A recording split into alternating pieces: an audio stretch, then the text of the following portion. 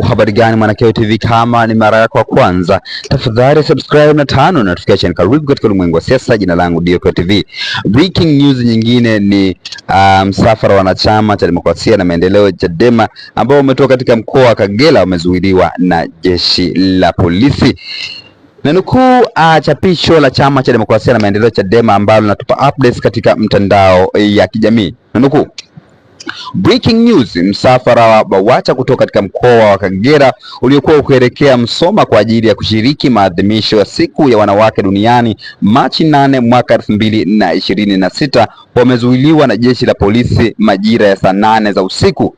Polisi walizuia msafara huo ukiwa katika mkoa wa Geita, eneo la Akasamwa, na kuwataka wasiendelee na safari, kisha wamekamatwa na kupelekwa katika kituo cha polisi Geita. Jumla waliokuwa katika msafara huo ni watu 51. Una maoni gani kama Mwanakeo TV? Tafadhali shusha maoni yako hapo katika sehemu ya comment section kuhusiana na msafara wa BAWACHA ambao walitoka katika mkoa wa Kagera ambao walikuwa wanaelekea katika mkoa wa Mara kwa ajili ya maadhimisho ya siku ya wanawake ambayo yanafanyika Machi 8 mwaka 2026. Na katika msafara huo kulikuwa na takriban jumla ya watu 51 na wote wameshikiliwa na jeshi la polisi na kupelekwa katika kituo